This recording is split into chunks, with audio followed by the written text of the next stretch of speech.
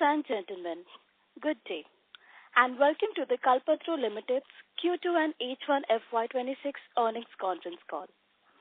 As a reminder, all participant lines will be in the listen-only mode, and there will be an opportunity for you to ask questions after the presentation concludes. Should you need assistance during the conference call, please signal an operator by pressing star, then zero on your touchtone phone. Please note that this conference is being recorded. I now hand the conference over to Mr. Advait Patarpur, Head of Investor Relations at Kalpataru Limited. Thank you, and over to you, sir. Thank you, Swapnali. Good morning, ladies and gentlemen.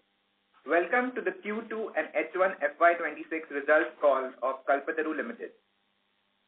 We have with us today the management of Kalpataru Limited, represented by Mr. Parag Manot, Managing Director, Mr. Narendra Lodha, Executive Director, and Mr. Chandrasekhar Zogaikar, Director of Finance and CFO. I would like to state that any forward-looking statements made during the discussion today are based on our current expectations, assumptions, and projections about future events, and are subject to risks and uncertainties beyond our control. With that, I will now hand over the call to Mr. Manot for the opening remarks, post which we should open the floor for Q&A. Over to you, sir. Thank you, Advait. Good morning, everyone. We extend a very warm welcome to all of you joining Kalpataru Limited's first earnings call to discuss our financial and operational performance for Q2 and H1 FY26. This marks a very special milestone for us, our first call as a listed company. And I want to begin by thanking all our investors, stakeholders, and partners for the incredible trust and support you have shown in Kalpataru. Your confidence has enabled us to start this new chapter with a commitment toward growth and value creation. Let me begin with a brief overview of our company. Kalpataru Limited is one of the leading India's real estate development company with a legacy of more than 5 decades in creating landmark residential and commercial spaces. Headquartered in Mumbai, we are among the marquee developers in the Mumbai metropolitan region, India's largest and most premium real estate market, and Pune, which is amongst India's top-selling markets.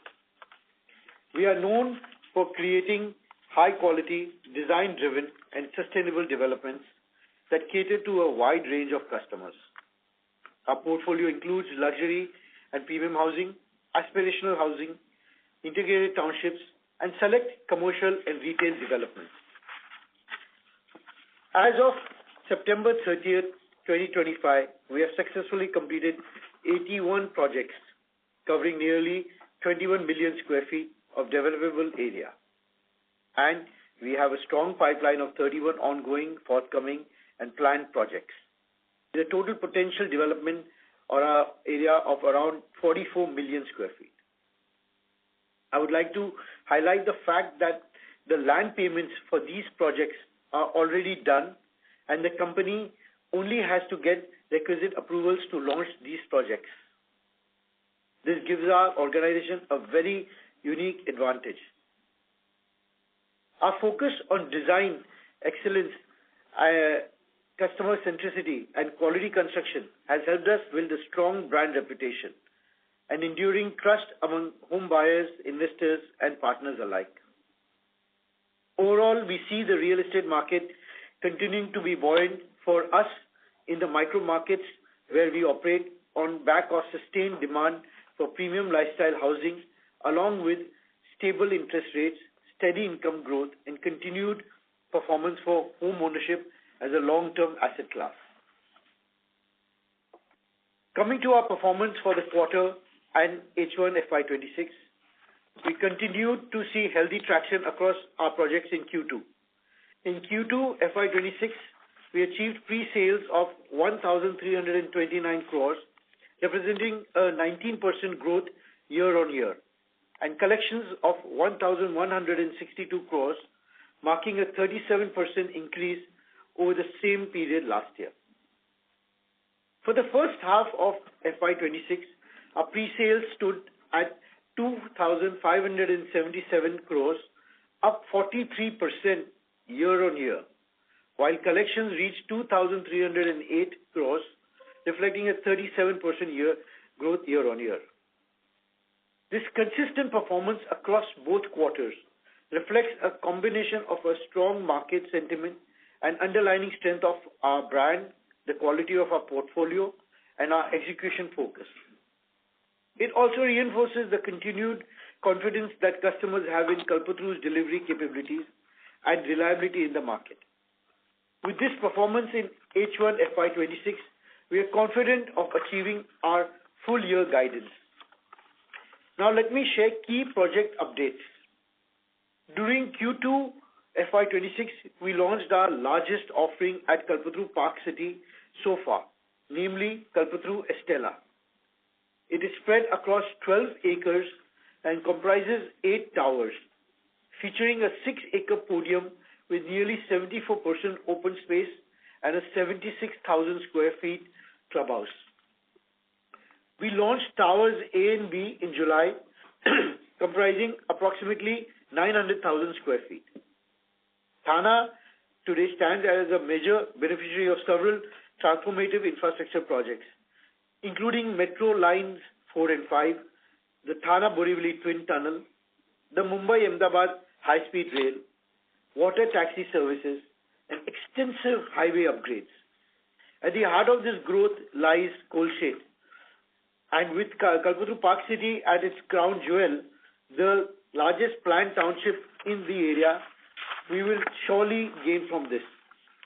Designed with a wide tree-lined avenues, vibrant high street retail, anchored by iconic 25-acre Namo Grand Central Park, it offers a unique urban experience. Every weekend, the park attracts 15 to 20,000 visitors, giving them a first-hand glimpse of the lifestyle Kalpataru Park City embodies. With its relative affordability compared to Mumbai and the steady progress of these infrastructure developments, both Thana and Kalpataru Park City are poised for remarkable growth in the years ahead. We also launched a new tower at our existing project Shishti Nama in Meera Road. This project is a premium township spread over 9.36 acres, offering 2, 3 and 4 BHK residences with expansive open spaces, generous decks and over 40 lifestyle amenities, including a large clubhouse, landscape garden, high street retail and wellness-oriented leisure zones. With the excellent connectivity and growing suburban ecosystem, Shishti Nama combines lifestyle convenience and value for home buyers in this high-potential micro-market. Launch code Kalpataru 1 at Worli, our flagship luxury project, has had a great response and we have well surpassed our H1 sales target. Kalpataru 1 is a one-of-a-kind development spread over 5 acres of prime land in the heart of Worli. We had planned this to be an exclusive, low-density community of 4-bedroom and 5-bedroom development, which will have only 248 units across 3 residential towers with apartment sizes ranging from 3,500 square feet to 4,800 square feet. There are only 2 apartments per floor, offering the customer great amount of flexibility. The project will have over 3 acres of green spaces spread across levels and 5 levels of best-in-class amenities. The encouraging customer demand and acceptance of this project strengthens our confidence in meeting our future pre-sales projections. Looking ahead in financial year 26, we plan to bring to market our new project in Lokhandwala, Andheri. We will also be launching few new tower phases in our existing projects like Eternia in Thana and Arya in Karjat. With this, we will be launching approximately 3.2 million square feet of saleable area in this financial year, reinforcing our strong execution pipeline and our focus on maintaining a balanced mix of owned, JV, and redevelopment projects across strategically important locations. On the business development front, we continue to evaluate opportunities for redevelopment, JV, JD, plotted developments, mostly in MMR and Pune. Given our existing portfolio, which gives us good visibility for the coming years, we shall be selective in taking on new projects that will meet our expectations. As we begin our journey as a newly listed company, we remain anchored to the same principles that have defined Kalpataru for decades: integrity, innovation, and excellence. With a strong balance sheet post our IPO and a diversified portfolio, we are well positioned to capitalize on sustained housing demand and the urban transformation underway across India. With that, I would like to now hand over the call to Mr. Chandrasekhar Zoglekar for a detailed update on our financial performance. Over to you, CJ. Thank you, Parag. Good morning, everyone, and welcome to our first earnings call. Let me start with the financial update for Q2 and H1 FY26. We reported a revenue from operations of INR 794 crores for Q2 FY26 and 1,237 crores in H1 FY26. Our adjusted EBITDA stood at 190 crores for Q2 and 293 crores for H1. On the profitability side, we reported a profit of 5 crores for Q2 versus a loss of 52 crores in Q1. Till H1 FY26, majority revenue recognition was done from our 9 projects, which are at a percentage completion method of revenue recognition. It is pertinent to note that here company follows project completion method for some of its projects, recognizing the revenue when the projects which have started from April 22 onwards. As a result of which, the revenue from 13 other projects will be recognized only upon obtaining the occupation certificate of those respective projects, whereas expenses of such projects, mainly the marketing and the corporate overheads and also other administrative overheads, etc., are expensed out in a particular period as on the time cost basis. Some of our key projects like Kalpataru 1, Kalpataru Amare, Kalpataru 1 is at Valli, Kalpataru Amare at Juhu, Kalpataru Vivant at JVLR, Kalpataru Advai at Borivali, Kalpataru Blossoms at Pune, Singhad Road, have seen good sales momentum. All these projects are following a percentage of completion, project completion method, and the revenue for these projects also will be getting recognized in the coming years on the basis of the project completion method. I would like to highlight here that our cash EBITDA margins will be in the range of 35% and upward going forward. As already said, the land payments for all our properties which are already with us under the ongoing projects as well as forthcoming projects are paid for. As of 30th September 2025, our gross debt stood at 8,928 crores, while cash and cash equivalents were at 903 crores, resulting the net debt of 8,025 crores. This is a noticeable improvement from 9,310 crores of the debt at the year end of FY25. This has helped us to show a sharp improvement in our net debt equity ratio, which now stands at around 2 times compared to 3.8 times as of March 25. This consistent deleveraging trend underscores our strong cash generation, disciplined capital allocation, and continued focus on maintaining a healthy financial profile. We expect this metric to further improve in the times to come, mainly from the organically generated cash flows from the projects which are ongoing. With a strong balance sheet and consistent cash flow generation, we are also actively evaluating refinancing options to further optimize on our finance cost. This initiative is aimed at improving our overall capital efficiency and supporting long-term profitability as we scale up our operations. For FY26, we are maintaining a strong growth outlook backed by healthy demand visibility and execution momentum. We have guided for a pre-sales of around 7,000 crores, representing around 55% increase year on year as compared to FY25. And also we have guided for the collection of 5,700 crores, which would be around 56% year on year growth. At the same time, we remain focused on strengthening our balance sheet with net debt expected to reduce, which will be around 7,300 crores at the end of the year, this financial year, making a 22% reduction from FY25 levels.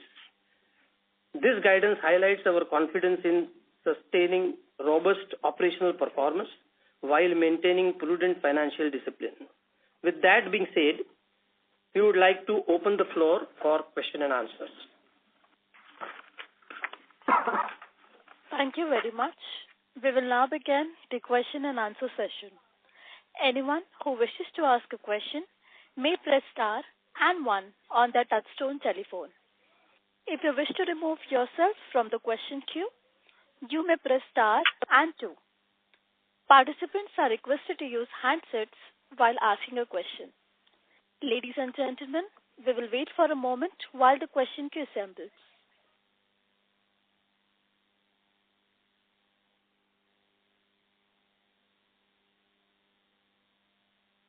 The first question is from the line of Akash Gupta from Nomura. Please go ahead. Hi, sir. Am I audible? Yes, Akash. Yeah. Hi, sir. Congrats on great performance. So my first question is on your guidance. So right now in the first half, we have achieved 40% of the guidance. How confident are we that we will be able to achieve that? And then in FY27, what kind of growth expectations are we looking at? I understand we have a long area already under us. So what kind of growth should we look at in FY27?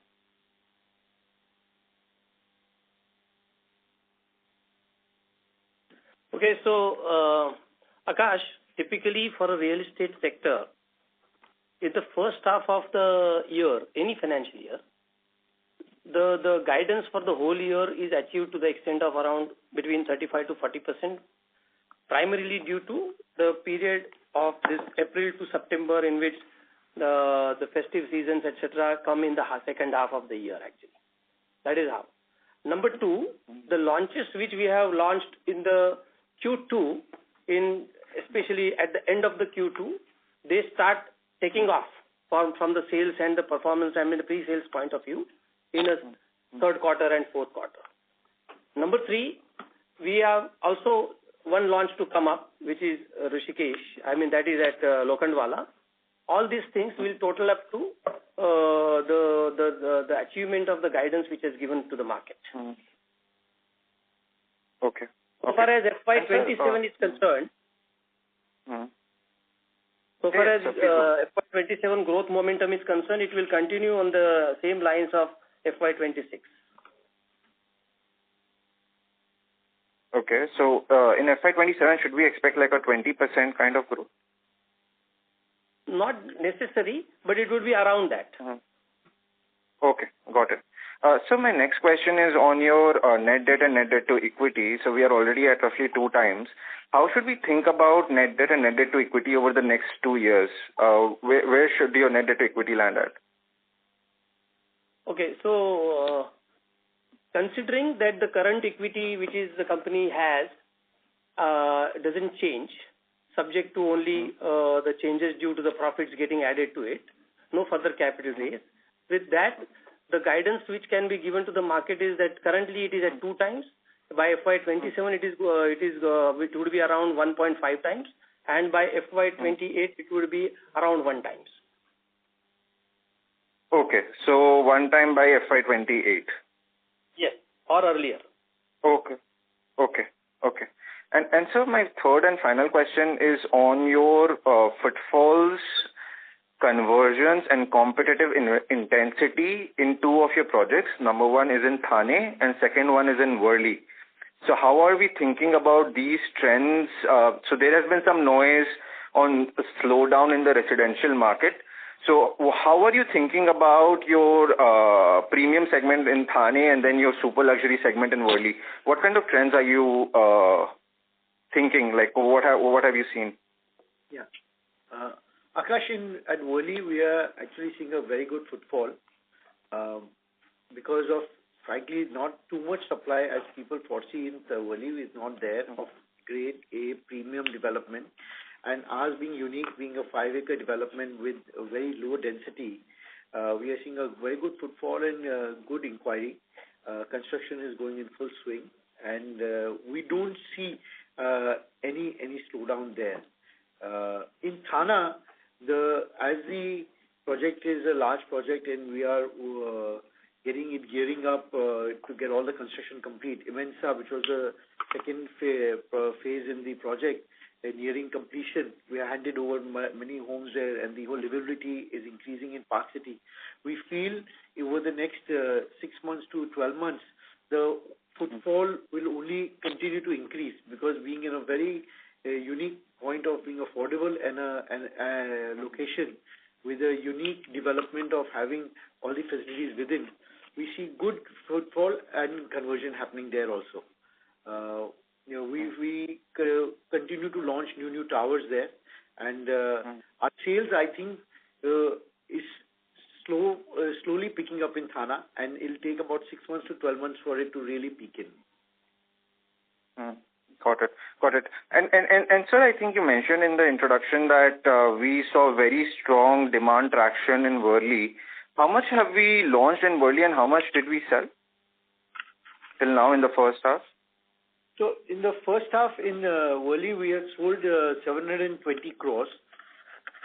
Okay. And if you add October also, we have sold 850 crores in Worli. Much ahead of our targets. And how much have we launched? We have launched 2 towers out of 3 towers, but not all the levels. Understood. Got it, sir. Thank you so much for answering my questions. Thank you, Akash. The next question is from the line of Abhidev Chattopadhyay from ICICI Securities. Please go ahead. Yeah, good morning, everyone. Thank you for the opportunity. So first question is on the cash flows for the first half. If you could just help us reconcile the movement in debt, right, ex the IPO proceeds. What has been our construction spend and BD spend? That is first question. And second question is, what is our outlook on the BD which we want to do now on an ongoing basis? Whether it is society redevelopment, JDAs, outright, or what are the avenues we are looking at to expand our footprint beyond the existing micro markets where we are present in Mumbai or Pune? Yeah, thank you. Yeah, hi. Yes, Aditya. So on the construction spend, it is around 705 crores for this first half. Okay. Of course, this doesn't include municipal payments made for the FSI, etc., which will add to another 125 crores. And TDR and all payments would be another 75 crores. So altogether, it will be 700 plus 200, so 900 crores. Okay. On the project cost, typically. Okay. And okay. on the business development side, I mean, whether it is a redevelopment or a joint development or whatever, it has been the spend has been around 75 to 80 crores. Okay. During the H1. Okay. Sure. Sir, any guidance you'd like to share broadly on construction spend and BD spend for the full year, means for this year at least, whatever in the second half? Yeah. So the first half was a little subdued due to monsoon, etc. on the construction side. So therefore, in the second half, it is going to be higher. It is going to be higher to the extent of maybe 1.2 to 1.3 times of the first half on the construction spend. Okay. And on the BD side, again there could be a spending of around 50 crores in the second half due to a couple of new BDs coming which are in pipeline. Okay. Yeah, fine, sir. Yeah. Sir, and just a thing on the overall our BD strategy now, thinking from more medium-term perspective, how are we looking in terms of GDV, any GDV additions which we want to do outside the existing projects? which we have. Yes. Yeah. Yes. Good morning, Adidev. Yeah. Yeah. So BD, we are very strong in redevelopment. We have expertise of doing redevelopment for last 20 years. We have completed many projects and which are ongoing also across Mumbai. So we are looking at multiple redevelopment projects. We hopefully should, in the next 6 months, talk about few more projects which we should be taking, one in Andheri and one in Kandivali. We'll discuss, and others are also under discussion. So once we get that done, plus our expertise in plotting, because our 2 plotting developments are going on. We know that, so, and plotting has done also well. So we are looking at business development and redevelopment in the suburbs and city, plotting developments in MMR, projects in Pune. These are the focus areas, and we are getting good pipeline coming through that. We have one project in Hyderabad and one project in Noida which we completed. Not now, but in the future we will be definitely looking at those markets, and whenever we get a good opportunity, we will look at that. Okay. Sure, sir. Yeah, that is very helpful. Thank you and all the best. Yeah. Thank you. Thank you. A reminder to all the participants, you may press star and 1 to ask a question. The next question is from the line of Sukritdeep Patil from Eyesight Fintrade Private Limited. Please go ahead. Morning to the team. I have 2 questions. My first is, as more infra players scale up across T&D and P&F space, what is Kalpataru doing to build a strong edge, not just through order wins or execution speed, but something in a more extended way, like a way of working or thinking, that grows over the time and makes it hard for your competitors to copy your model. I just want to understand a future outlook on this particular topic. Thank you. Good morning, Sukrit. This is the investor call for Kalpataru Real Estate, and your questions are for transition development and for building factory for EPC business, which is the KPI, Kalpataru project. That investor call has already been completed. But I can give your details to my investor relationships of KPI, and they'll get in touch with you. Okay, fine. Thank you. Thanks.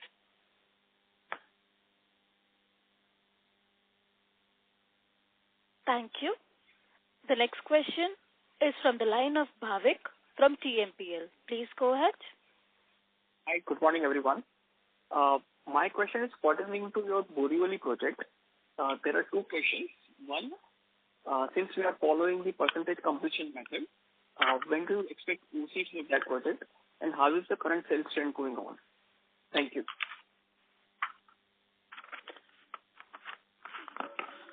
So, hi, Bhavik. So, Borivali project is Kalpataru Advai. So, the OC for this project is expected in, it will be in, the project is divided into multiple buildings. 3 towers. So, it will be from now 2 years later and 3 years later. FY28 and FY29, precisely. FY28 and 29. 3 towers, so all of them would have a different OC timelines. Yes. I think the difference will be about 6 months only. 6 months, yeah. They all have started, and we have sold more than 60% of the launched one. Of the launched, 60 to 65% of the launch. There has been good traction. Yeah, we are only on the 7th, 8th slab on there. So we have got a good traction happening there. So I guess the traction was very high when the project got launched. Then are we seeing a slowdown in the sales there, or that's how you had estimated to sales to ramp up? Our sales actually are good now. Also, the sustained sale, what we had targeted, we have achieved that. Okay. And just clarifying the OC part, so the outer one, timeline is FY29, which we are referring, right? For probably the largest tower, Tower B.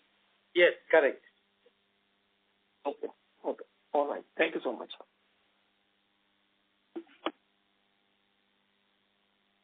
Thank you. A reminder to all the participants, you may press star and 1 to ask a question. The next question is from the line of Sumit Kumar from JM Financial Institutional Securities. Please go ahead. Hi, good morning and thanks for the opportunity. My first question is on the pre-sales performance. If you could give us what has been the contribution of the Thane project in pre-sales?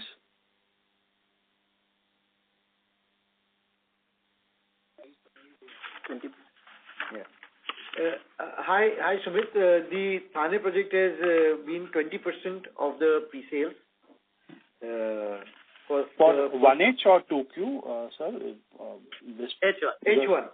H1, okay. And on the launch pipeline and the ready inventory, I could see there is about 24,000 crores of forthcoming and planned. So all of this has been launched, or a part of it will be launched going ahead? So 24,000, which is forthcoming and planned, will be launched over a period of next few years. Some of them will be launched in the next 6 months, which is this forthcoming comes the Andheri project and the 2 towers in Eternia, which we are going to launch in Thana, and the Arya project. Okay. So this is overall basically the launch pipeline that you have for the next 2 years? Launch pipeline for next 3.5 years. Okay. And sir, one last question. There has been a slight increase in debt sequentially. So any reason that you could point out? A slight increase in the debt, you say? Yes, sequentially quarter on quarter from June to September. Okay. So basically the new projects are getting launched and a lot of execution push has been there in this quarter, between quarter 1 and quarter 2 actually. And therefore the debt to the extent of the working capital, the construction finance has gone up. At the same time, there has been a repayment on the debt also. So whatever is the increase is quite marginal, frankly. However, yes, that is on account of the money spent on the execution in the projects.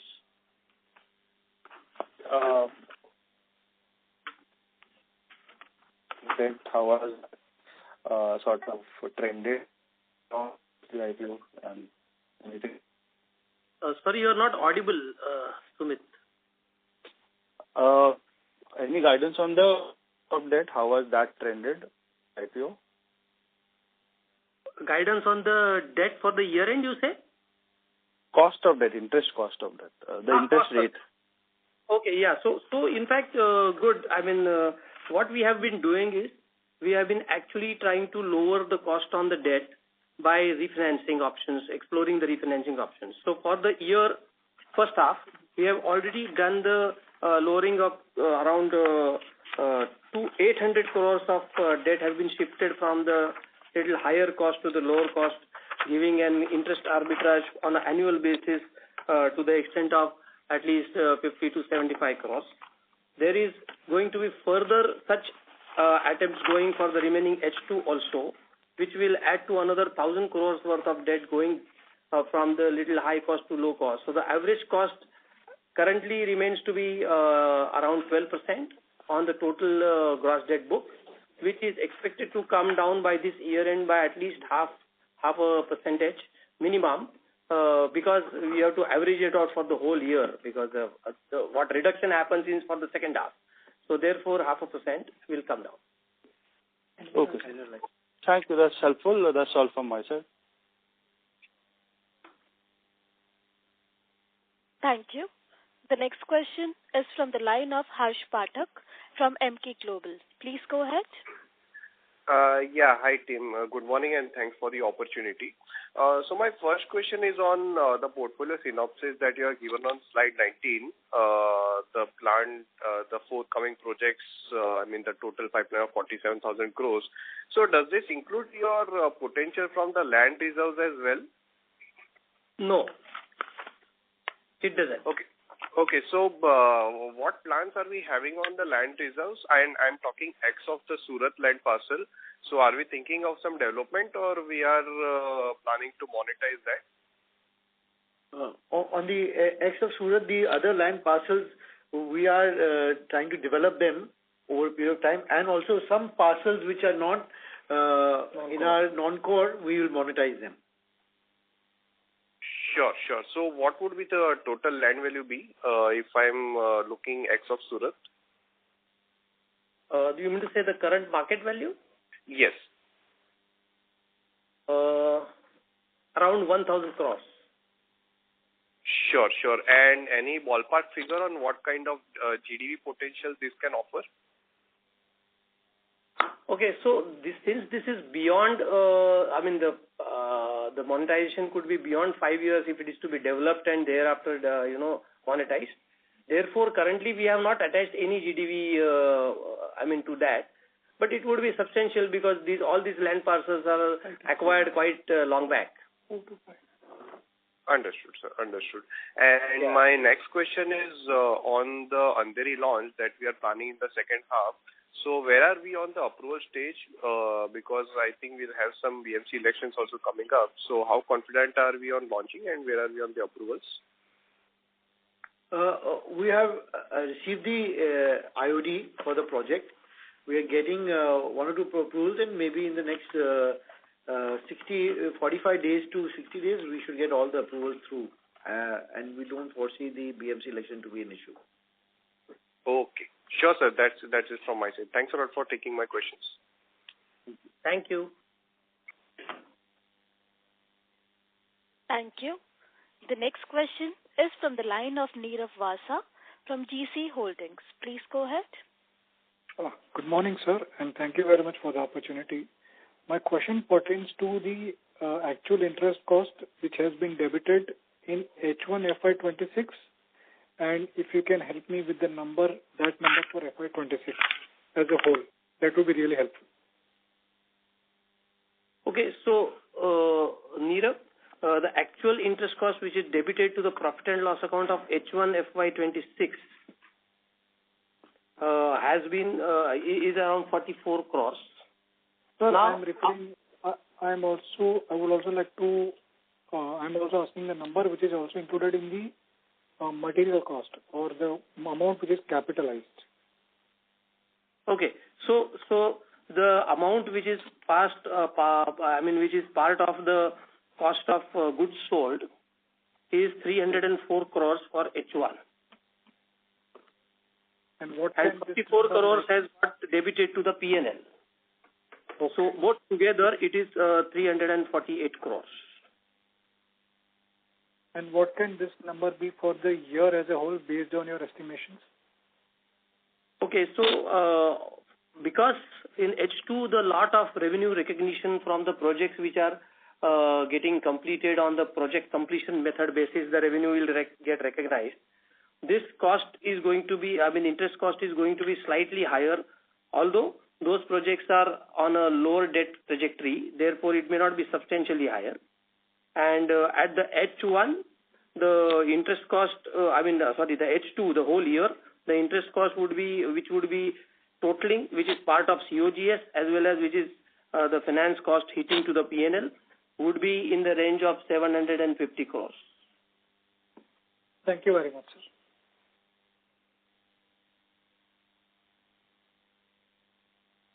Thank you. The next question is from the line of Akash Gupta from Nomura. Please go ahead.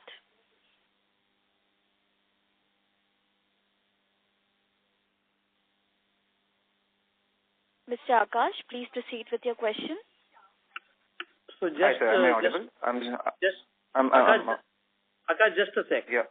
Just to clarify on the earlier question, what was meant was that 7 to 750 crores will be the total cost of interest into the COGS plus cost of goods sold plus the interest hitting to P&L for the whole year. Just for the benefit of the earlier questionnaire. Got it, sir. Go ahead. Sir, thank you.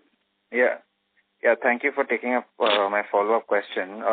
So I just wanted to understand the status of deliveries for 3 projects, Kalpataru Magnus, Imenza in Park City, and Kalpataru Radiance. Where are we on these 3 projects? And second is that I think we reported adjusted EBITDA margins of roughly 24%, and we are expecting a lot of deliveries in FY26 and FY27. So how should we think about the scale-up in the adjusted EBITDA margins going forward? Thank you. Yeah. So, Akash, the adjusted EBITDA margins for the whole year can be considered safely in the range of 30%. That is point number one. Considering the projects which are going to get recognized for their revenue on the project completion basis, typically the project at JVLR, which is Kalpataru Vivant, where we are planning 6 towers to recognize the revenue in Q3 and Q4 both together, or H2 I mean. And there are other projects also which will be having a very high project the EBITDA margins, namely Kalpataru Vivant is what just now I said, Vienta at Kandivali, Oceana at Prabhadevi. So all these projects will be, the revenue of those will be hitting to the profit and loss account and the EBITDA both. Okay. And Akash, on the question on Radiance is complete and it's not part of the listed entity. Imensa, we have given possession to 6 of the 8 towers, and 2 towers should get the possession and occupation completion by mid of January, February. And Magnus also, we have given the occupation of 2 towers, and the 3rd tower should happen by December, Jan. Okay, got it, sir. Thank you so much. Thank you. The next question is from the line of Varun Julasaria from 360 ONE Capital. Please go ahead. Hi. Thank you for the opportunity. Just wanted to check what is the kind of free cash flow that we can expect for this year and next year, and any, like you mentioned about reducing the net debt to equity, but I just wanted to understand the plans for reducing the gross debt as well. Yeah, Varun. So the net cash flows which we typically talk for the real estate as OCF would be in the range of 12 to 1300 crores for the whole year, FY26 minimum. This also, of course, depends on any augmentation in the sales execution and therefore the collection. So it may go up. That is point number 1. And on point number 2, the debt reduction, which will be, the guidance which is given to the market is the net debt of 7,300 crores. The gross debt would be around 800 crore higher than that, which is around 8,200 odd crores.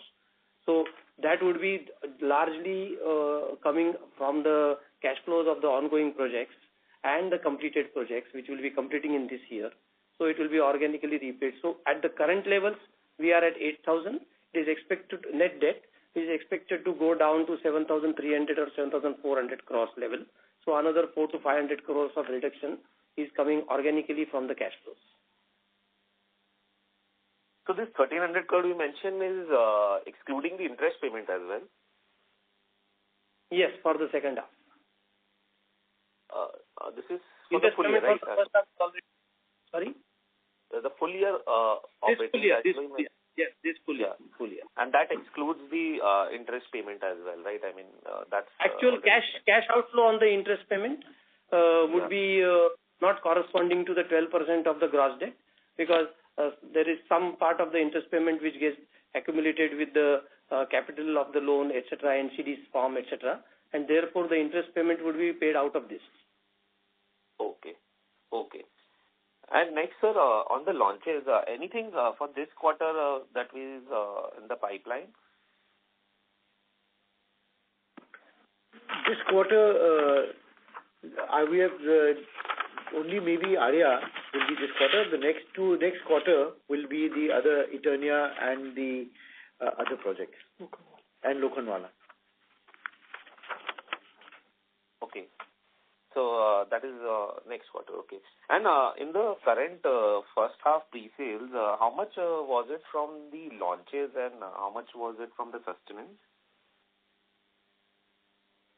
So our 20 projects plus are going on. So most of the sales are from sustenance because Worli, which did, as I said, 800 crores, was launched in March last year.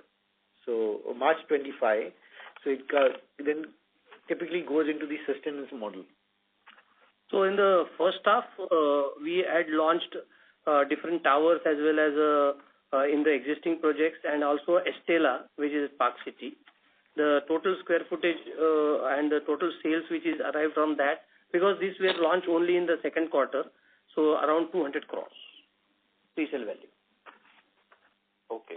And rest from the first line. Okay. Yes. Yeah. Thank you. That's it from my side. Thank you. The next question is from the line of Mihir Manik from Aditya Birla Limited. Please go ahead. Good morning and thanks for the opportunity. I have two questions.